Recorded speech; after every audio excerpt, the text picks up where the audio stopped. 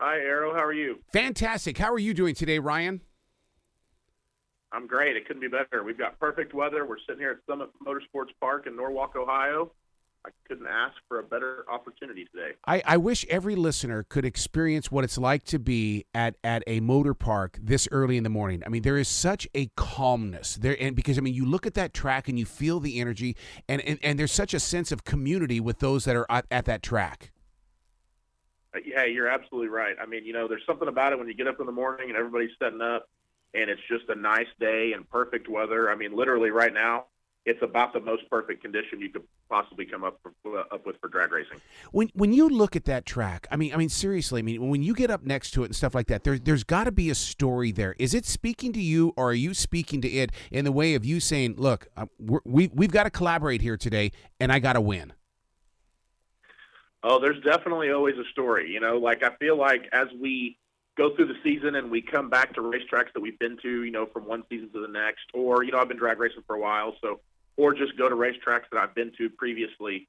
I feel like I've always got a story I can tell somebody about how it was here last. And for us, we've, gosh, knock on wood, I don't even know if I want to say it, but we haven't lost at this racetrack since we've raced for No Prep Games. So I was going to ask you about. I was going to ask you about that because, I mean, this new season, I mean, we're talking about the possibilities of a three-peat happening here. But we've all seen the Michael Jordan story. We've all seen things like that. It comes with a price. It does. I think to be dedicated to the sport and to try to stay on top, you've got to do a lot of testing. You have to be dedicated to it. You can't – it's not just race day, right? So you have to wake up and you have to realize what do you prepare for the next race. And sometimes that takes you, if you've got 2 weeks in between, that may take you all 2 weeks to be prepared mentally, physically, your car and everything else ready for the next race. So a lot of people don't see, what all the racers go through to try to get to these racetracks, have their car prepared, be ready to try to win. And but you kind of hit it. You kind of hit a nail on the head. You kind of you get here and you just talk to yourself like, okay, I need to be good here. I need to be fast at this point in time. I need to be conservative at this point in time in the day for the track. And it's just all about preparing and using the experience that you have. Well, and the one thing that the unspoken tongue sometimes is always the crew chief. We never really give that crew chief the rock star feeling that they deserve, because you got to have that person in control. You do. For us, there's even more than just a crew chief, but you're right. Javier has been with me since I've started doing this, and he's a huge asset to the program. And if I can't have faith in him to make sure that the car's right, then it's difficult for me to be able to do what I have to do when I'm here, which is focus on driving. So it's nice to have somebody that is in the same routine that you're in, that they know what their job is when they get here, and you know what your job is when you get here. And when you guys mesh, that's usually when you can end up in the winner's circle. You got to love Discovery for sharing this story, because unlike professional wrestling, which is written out, you guys are living the real deal, and Discovery is right there to help share that real deal, because to me, that's what helps us embrace that flat screen TV, is that, my God, we're right there experiencing the pain with you. That's right. I mean, that's the great thing about the sport, and so many people have a little bit of a misconception. They think, well, it's scripted. This person's supposed to do this, and that is so not the case with this. Nothing has ever been scripted to Street Outlaws when it comes to the winning or anything like that, or anything as far as that goes. And that's why we like this so much. And I think the fans that have been watching since the beginning, I feel like they know that. But when they get to a live event and they come to one of these MPK races, I think that's when they really kind of understand that, like, hey, this is a real deal. It's a real race. And the outcome is never set up. It just is what it is. Now, I got to get real personal with you here, because, I mean, you went from a Mustang to a Camaro. We're talking about a Ford to a Chevy. What the hell happened here, Ryan?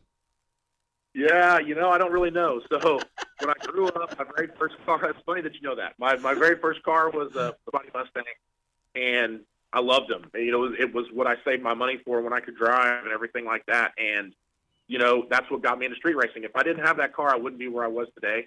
But yeah, you're right. I was a Ford guy all the way up till 2014. And when we decided to try to be good at big tire racing, which for us, it was for the list, for the street, for the OG show, I had to look for a car that fit what we needed. So we needed a car that had a long wheelbase. We needed a car that would fit a big tire, and we needed a car that would handle a bunch of horsepower.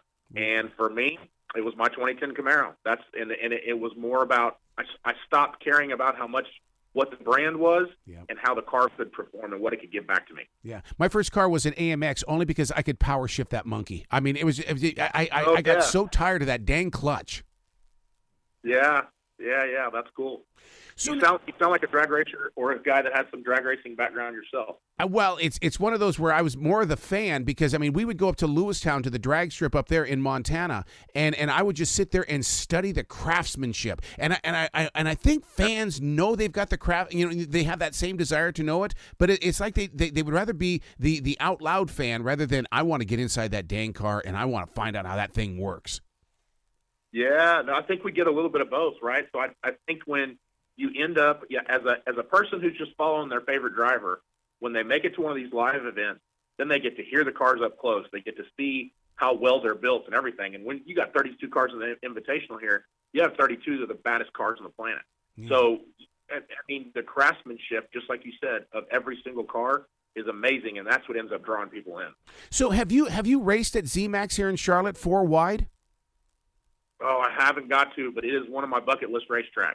Oh my! To be honest, that's like one that I keep going. I hope we end up there somehow, some way. Dude, they make it too close. I mean, first of all, Discovery with Street Outlaws gets us real super close to the drivers and the racing and stuff like that. But when you're at one of these events, oh my God, the smell! You just crave the smell of that track. One thing that's fantastic about MPK and Street Outlaws is they care more about the fans.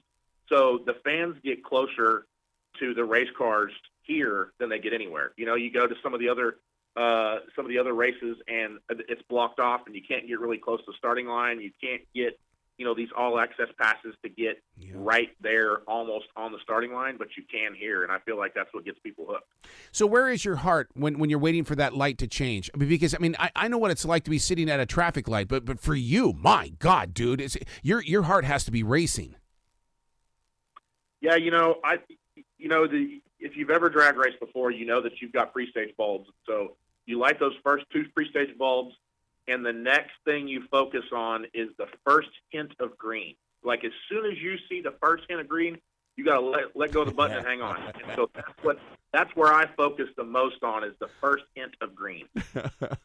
Don't you think one day, maybe please, that Street Outlaws can be in the X Games or even the Olympics? I think it's time for cars to be in the Olympics. You know what? How awesome would that be? This thing has taken off to places that I never thought it was even possible to go to, and you never know where that could end up. But man, if it ended up in the Olympics, or I'm hoping some type of global level or something like that, that would be probably even more so a dream of mine. Well, I love the idea that you're so down to earth because I think that's what racing fans expect from their leaders and stuff like that. And dude, you got to come back to this show anytime in the future. I appreciate the invite very much, and I just appreciate you having us on. And thanks for being a fan in general. I appreciate that. You be brilliant today, okay, Ryan? Thanks, man. Thank you very much.